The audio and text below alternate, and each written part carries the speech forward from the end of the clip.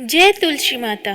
तुलसी विवाह का हिंदू धर्म में विशेष महत्व है। हर साल कार्तिक मास की एकादशी तिथि के दिन, जिसे देवउठनी एकादशी के नाम से जाना जाता है, उस दिन तुलसी विवाह कराया जाता है। इस बार तुलसी विवाह 12 नवंबर 2024 दिन मंगलवार को कराया जाएगा। तुलसी विवाह 2 दिन कराया जाता है। कुछ लोग एकादशी तिथि के दिन करते हैं, जबकि कुछ लोग द्वादशी तिथि के दिन तुलसी विवाह करते हैं। ऐसी मान्यता है कि जो व्यक्ति तुलसी विवाह कराता है, उसके जीवन से सारे कष्ट दूर हो जाते हैं। आइए जानते हैं तुलसी विवाह की विधि और विवाह में आने वाली सामग्री के बारे में। तुलसी विवाह की तैयारी में सुबह ब्रह्म मुहूर्त में स्नान करके घर और मंदिर को स्वच्छ करना चाहिए। विवाह स्थल पर गंगा जल छिड़ककर पवित्र करें। घर को फूलों से सजाएं और तुलसी के गमले को स्वच्छ करके उसे गेरुआ रंग से रंगकर सुंदर वस्त्रों से सजाएं। विवाह में उपयोग की जाने वाली सामग्री में हल्दी, चंदन, धूप, सिंदूर, फल, गन्ना, आंवला, सिंघाड़ा, मिष्ठान और तुलसी। श्रृंगार के लिए 16 श्रृंगार की सामग्री होनी चाहिए। शालिग्राम भगवान के लिए पीले वस्त्र और कुछ आभूषण भी रखें। शालिग्राम और तुलसी का गठबंधन करने के लिए पंचमेवा, पंचपल्लव और कलश पर पुष्प रखें। विवाह के दिन उपवास रखना चाहिए। विवाह के स्थान पर भगवान श्री हरि की प्रतिमा और तुलसी देवी को विराजमान कर उनकी प्राण प्रतिष्ठा करें। भगवान को जगाने के लिए उत्तिष्ठ तिष्ठ गोविंद मंत्र का उच्चारण करें। गोधूली बेला में तुलसी और शालिग्राम को एक साथ रखकर विवाह संपन्न करें। भगवान का आह्वान कर दीपक जलाएं और सर्वप्रथम गणेश स्थापना करें। कलश स्थापना के लिए शुद्ध जल में गंगा जल, सिक्का, सुपारी और हल्दी की गांठ रखकर पंचपल्लव से कलश को सजाएं। शालिग्राम का पंचामृत से अभिषेक करें और तुलसी को जल अर्पित करें। फिर दोनों का श्रृंगार करें। तुलसी को लाल और शालिग्राम को पीले वस्त्र पहनाएं। कन्यादान के समय मंत्रोच्चारण कर संकल्प लें। माला पहनाने की विधि में पहले तुलसी देवी को माला स्पर्श करवाकर शालिग्राम को पहनाएं और फिर शालिग्राम से माला तुलसी देवी को पहनाएं। गठबंधन में शालिग्राम के पीले वस्त्र को तुलसी की चुनरी से बांधें और सिंदूर अर्पण करें।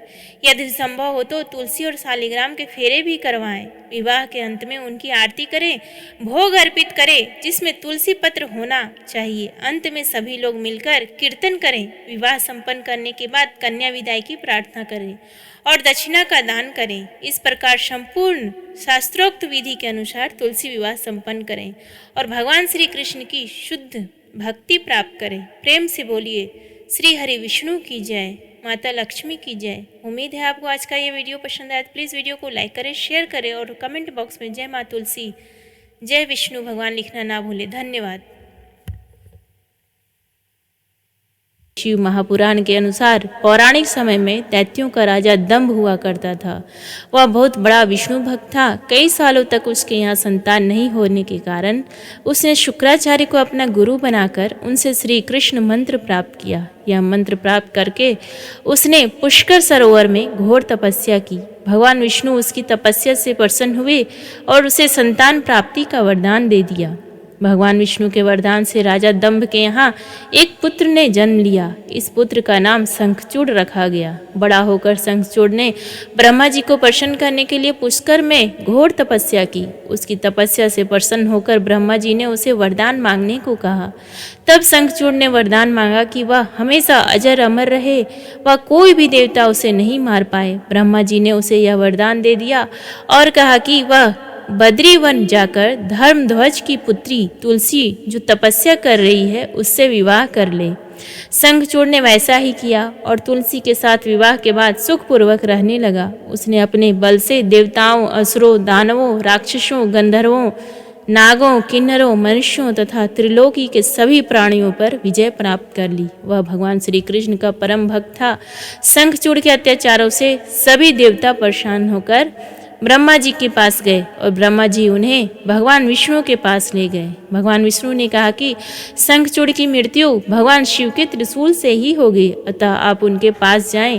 भगवान शिव ने चित्ररथ नामक गण को अपना दूत बनाकर शंखचूड़ के पास भेजा। चित्ररथ ने शंखचूड़ को समझाया कि वह देवताओं को उनका राज्य लौटा दे, परंतु शंखचूड़ ने मना कर दिया और कहा कि वह महेश्वर से युद्ध करना चाहता है। भगवान शिव को जब यह बात पता चली वे युद्ध के लिए अपनी सेना लेकर निकल पड़े। इस तरह देवता और दानवों में घमासान युद्ध हुआ, परंतु ब्रह्मा जी के वरदान के कारण शंखचूड़ को देवता नहीं हरा पाए। भगवान शिव ने शंखचूड़ का वध करने के लिए जैसे ही अपना त्रिशूल उठाया, तभी आकाशवाणी हुई कि जब तक शंखचूड़ के हाथ में श्री हरि का कवच है और इसकी पत्नी का सतीत्व अखंडित है, तब तक इसका वध असंभव है। आकाशवाणी सुनकर भगवान विष्णु वृद्ध ब्राह्मण का रूप धारण कर शंखचूड़ के पास गए और उससे श्री हरि कवच दान में मांग लिया। शंखचूड़ ने वह कवच बिना किसी संकोच के दान कर दिया।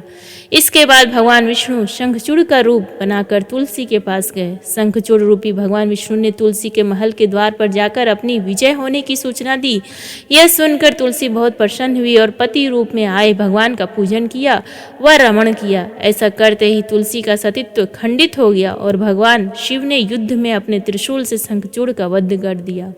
तब तुलसी को पता चला कि वे उनके पति नहीं हैं, बल्कि वे तो भगवान विष्णु हैं। क्रोध में आकर तुलसी ने कहा कि आपने छलपूर्वक मेरा धर्म भ्रष्ट किया है और मेरे पति को मार डाला, अतः मैं आपको श्राप देती हूँ कि आप पाषाण होकर धरती पर रहें। तब भगवान विष्णु ने कहा, देवी तुम मेरे लिए भारतवर्ष में रहकर बहुत दिनों तक तपस्या कर चुकी हो। तुम्हारा यह शरीर नदी रूप में बदलकर गंडकी नामक नदी के रूप में प्रसिद्ध होगा। तुम पुष्पों में श्रेष्ठ तुलसी का वृक्ष बन जाओगी और सदा मेरे साथ रहोगी। तुम्हारे श्राप को सत्य करने के लिए मैं पाषाण शालिग्राम बनकर रहूंगा। गंडकी नदी के तट पर मेरा वास होगा। देव प्रबोधिनी एकादशी के दिन भगवान शालिग्राम व तुलसी का विवाह संपन्न कर मांगलिक कार्यों का प्रारंभ किया जाता है। हिंदू धर्म मान्यता के अनुसार इस दिन तुलसी शालिग्राम विवाह करने से अपार पुण्य प्राप्त होता है। उम्मीद करती हूँ आपको आज का ये वीडियो पसंद आए तो प्लीज़ वीडियो को लाइक करें, शेयर करें और कमेंट बॉक्स में जय श्री हरि विष्णु, जय माता तुलसी लिखना ना भूलें। धन्यवाद।